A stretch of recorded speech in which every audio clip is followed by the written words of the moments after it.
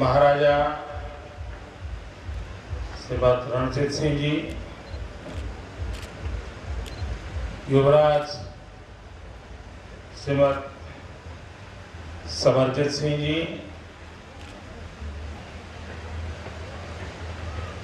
आदरणीय मृणालीबेन, शुभांगिनी देवी जी, राधिका राजे जी, समग्र गायकवाड़ परिवार, मंत्रिमंडल हमारा साथी श्रीमान नितिन भाई पटेल, श्री जितेंद्र भाई सुखड़िया,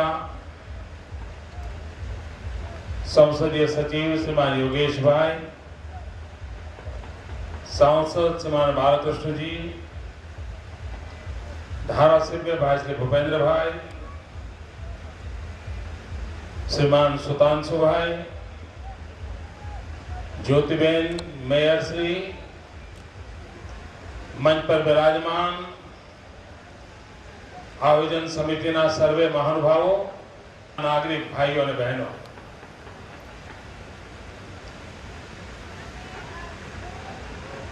आ वर्ष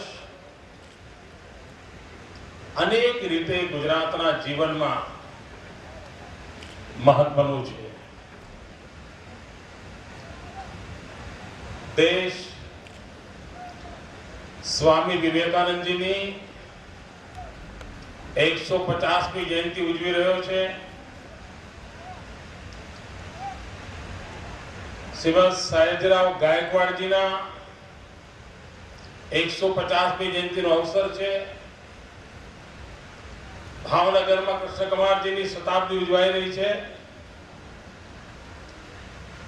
प्रखर बुद्धिशाली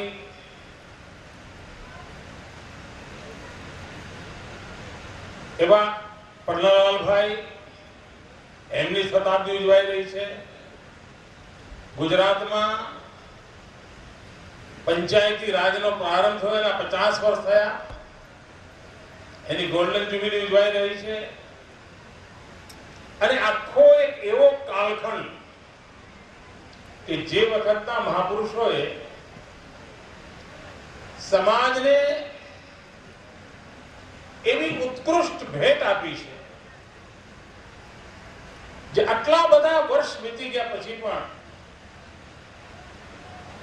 સમાજ જીવનને પ્રેરણા આપે છે। મારું સદભાગ્ય રહ્યું છે कि हूँ एवा वतन में आऊँ छू जे एक जमाना में गायकवाड़ी राज हतुं अने अमारा गाम वडनगर में आजे पण कोई पण शुभ बाबत होय तो गायकवाड़ना नाम साथे जोड़ीने बोलवामां आवे छे। आटला बधा वर्षो सुधी कोई राजवीनो आटलो बधो प्रभाव होय, समाज जीवन के अंदर एक सतत प्रेरणा झरणो एमांथी प्राप्त थतुं होय। आ घटना पोते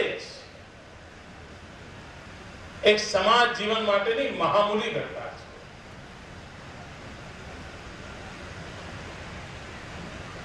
सामान्य परिवार में जन्मीने एक बाळक राजवी परिवार में उछरे અને 18 વર્ષની નાની ઉંમરે રાજ્ય સિંહાસન પર વિરાજમાન થાય અને છતાંય વિવેક, નમ્રતા, સંસ્કાર, સંસ્કૃતિ ये એટલી ઉત્તમ પરંપરાઓને માત્ર જીવી જાણે એવો નહીં, સમાજ જીવનમાં એને સદીઓ સુધી જીવતી રાખવા માટે અવિરત મથામણ કરતા રહે। ઘણીવાર ઉત્તમ શાસકો એમના કાર્યકાળ દરમિયાન અનેક ઉત્તમ કામ યાદગીરી રૂપે મૂકીને જતા હોય છે, પરંતુ સફળતા એ બાબતમાં હોય છે કાર્યકાળ દરમિયાન ઉત્તમ વિચારોને ઇન્સ્ટિટ્યુશનલાઇઝ કરવા માટે આપણે કેટલો પ્રયાસ કર્યો છે, વિચારને સંસ્થાગત રૂપ કેટલું આપ્યું છે, અને સંસ્થાગત રૂપને કારણે પેઢીઓ સુધી વિચાર જીવતો રહે, વ્યવસ્થા જીવતી રહે અને વિચારમાંથી પ્રેરણા લઈને જીવનો જીવતા થાય, આ પ્રકારની અવિરત નિરંતર પ્રક્રિયા એ ગાયકવાડજીની મોટામાં મોટી દેન હતી. આપ વિચાર કરો કે રાજા રજવાડા એનું એક રૂપ આપણી સામે મૂકવામાં આવ્યું છે, રાજવી કુટુંબની કથાઓનું એક રૂપ આપણી સામે મૂકવામાં આવ્યું છે. કમનસીબે હજુ સુધી આ દેશમાં આ રાજવી પરંપરાઓ એમનો સાચો ઇતિહાસ આપણા સુધી પહોંચ્યો નથી. અંગ્રેજોને રાજવીઓને ચોક્કસ રૂપ લોકો સામે લઈ જવામાં રસ હતો, કારણ એમને એમની સત્તા સલામત રાખવી હતી. જો રાજવીઓની કીર્તિ વધતી જ જાય અને રાજવીઓ અંગ્રેજ સલ્તનત માટે પડકાર બની જાય તો એમને અઘરું પડે, અને તેથી પ્રજા મનની અંદર રાજવીઓ માટે એક વિકૃત ભાવ પેદા થાય એવો યોજનાબદ્ધ રીતે પ્રયાસ ગુલામી કાળમાં થયો. રાજા મહારાજાઓના અત્યંત ઉત્તમ કામોનું વર્ણન કરતા પુસ્તકો ન લખાયા. વિદેશી લેખકો દ્વારા પુસ્તકો કયા લખાયા? તો રાજાનો બાથરૂમ કેવો છે, એમનું ડાઇનિંગ ટેબલ કેવું છે, ડાઇનિંગ ટેબલ પર સોનાની ટ્રેનમાં કેવી રીતે ખાવાનું આવે છે, આવી જ બાબતો, કૂતરા કેટલા છે, એમના શોખ કે આવી જ ચીજો અંગ્રેજ લેખકોએ આ રાયના પર્વત કરીને સમાજ જીવનમાં એક એવું વાતાવરણ બનાવ્યું કે જેના કારણે આ રાજ સત્તાઓ સામે એક અણગમાનો ભાવ પેદા થાય, એક અભાવ પેદા થાય અને ભારતની સાચી શક્તિના દર્શન દુનિયાને ન થાય એવો અંગ્રેજ સલ્તનતે જાગૃત પ્રયાસ કર્યો. ક્યાંક સચ્ચાઈનો અંશ હશે, પરંતુ અનેક ઉત્તમ બાબતો જે હતી એના વિશે આ સંશોધકોની કલમ કામ નહોતી કરતી, કારણ કે નિશ્ચિત સોંપેલી જવાબદારીની પૂર્તિ માટે એમની કલમ કામે લાગેલી હતી અને પરિણામે એક ચોક્કસ પ્રકારનો ભાવ લગભગ 150 વર્ષ સુધી આપણા દેશમાં ધીરે ધીરે પર્કોલેટ કરવાનો પ્રયાસ થયો. આ બધા છતાં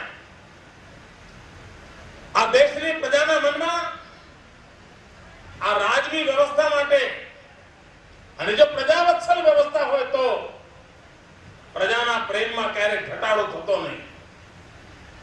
પેઢી દર પેઢી પ્રજાનો આ પ્રેમ અવિરત વહેતો હતો, અને એ પણ અંગ્રેજ સલ્તનત માટે એક માથાના દુખાવાનું કારણ હતું. આ વિચાર કરો, વ્યવસ્થા રાજાશાહીની હોય, વંશ પરંપરાગત રાજ વ્યવસ્થાના વારસા મળતા હોય, એવે સમયે 1906માં વડોદરાની અંદર પ્રજાના પ્રતિનિધિઓની ધારાસભા ચાલતી હતી. લોક પ્રતિનિધિઓ બેસીને રાજ્યના કારભારની ચર્ચા કરીને સામૂહિક ચિંતન દ્વારા નિર્ણયો કરતા હતા. આનાથી મોટી લોકશાહીની ઉત્તમ ઉજ્જવળ પરંપરા કઈ હોઈ શકે? એ વડોદરાની ભૂમિ પર ગાયકવાડ પરંપરામાં જોવા મળતી. પ્રજા પરિષદની કલ્પના, લોક સંમેલનો અને એના દર 2 વર્ષે અધિવેશનો ગાયકવાડજીના સમયમાં નિરંતર થતા હતા. અને એકવાર તો જ્યારે મહેસાણામાં 1938માં સંમેલન થયું ત્યારે એની અધ્યક્ષતા સરદાર પટેલે કરી હતી. ગાયકવાડ સાહેબ બાજુમાં અને સરદાર સાહેબ એની અધ્યક્ષતા કરે, આ દ્રશ્યની કલ્પના કરી શકો છો. લોકશાહીનું તત્વ વ્યવસ્થા તરીકે રાજ વ્યવસ્થા હોવા છતાં લોકો પ્રત્યેના અહદ પ્રેમનું પરિણામ એ સહજ રીતે લોકશાહીની વ્યવસ્થાના પરિણામ કરી બન્યું. સામાન્ય રીતે લોકો કહેતા ગાયકવાડ હોય એટલે ગાયકવાડ રાજ્યની ઓળખ શું? શાળા હોય, તળાવ હોય, લાઇબ્રેરી હોય, પોસ્ટની વ્યવસ્થા હોય, એને મિનિમમ આટલી ચીજો તો દરેક ગામમાં હોય.